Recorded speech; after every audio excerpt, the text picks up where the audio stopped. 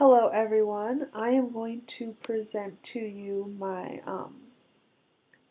PowerPoint on how I believe we can reduce childhood poverty in my community and just overall increase community engagement. I live in Spokane, Washington, which is on the very east side of Washington State. It is about 10 minutes from the Idaho border, actually. So it's very east in Washington State. Overall demographics of Spokane is 89% white, 2% black, 2% Asian, and then the rest is Native American and a mix of races. So as you can tell, the diversity is basically non-existent. There's not much diversity. So creating a space where we can understand diversity better is one of my key points as well. We can see that Spokane has a 24.3% poverty level, which is in 2015. It's actually grown a little bit since then, versus the whole state is only 16% poverty level. So Spokane is above the whole state of Washington, which is a problem. The main causes of poverty, especially in Spokane, is drug use. We have a lot of heroin deaths. I found that 26% of 8th graders have actually tried alcohol, which increases the chances by a lot for a child to develop an alcohol problem when they're older. Um, Also, the lack of jobs because people have criminal records or the salary is not livable on, so they just rather not work. Um, and lack of mental health help and understanding. We have a big meth problem as well as heroin, and the police department has actually deemed Spokane one of the huge hubs for drug trafficking because of where we are on the map, and we're on a very main interstate, so it makes it very easy for drug handoffs and so forth. And that actually makes for another problem, which is sex trafficking, which is really big. Child sex trafficking is really big here in Spokane, which is another issue.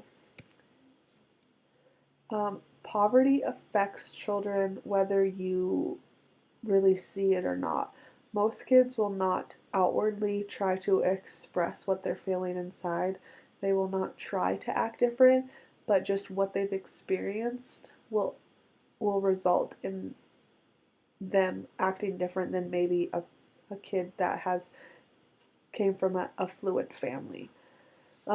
They deal with emotional and social challenges, acute and chronic stressors, which means that these kids are they are using their stressors in their brain way too much. When they're at home, they're stressing about their parents, they're stressing out if they're going to have a safe place to sleep, if they're going to have dinner. Most of the time, that's a big one. Food. Um, so that stresses the kid out and really develop and cognitively doesn't allow them to develop fully.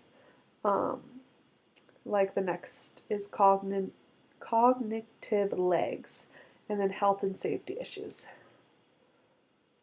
Some steps we can take is to really educate the educators because they're on the front line. They are seeing the kids day in and day out. They are their safe place to go during the school year and during the day because sometimes a lot of these kids don't have safe places to go. So this is where they need to go to feel safe, and we should understand that and really take in their feelings and, like social, emotional. Um, Education is key, I think, to helping these kids. Community outreach, understanding what your community is about, what we can do to help. Partnership with local businesses can be huge, like providing food or backpacks or shoes or coats, a lot of that for the kids. One big nonprofit organization here in Spokane that does a lot of good is the Boys and Girls Club.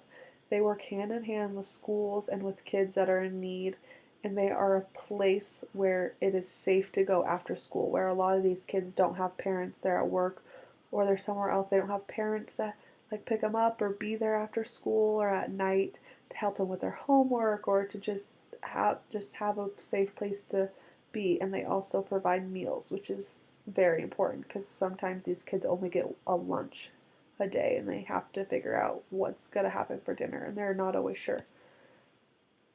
The Boys and Girls Club is really important to me. It is a big part of my call to action. I was able to meet with the program director at our local Boys and Girls Club and had an informative, fun, and interactive meeting. Below is my audio that overviews my meeting because I wasn't able to write down everything we were talking about because we were just conversing back and forth. So if you want to click on that and get a little overview of that, community outreach is huge.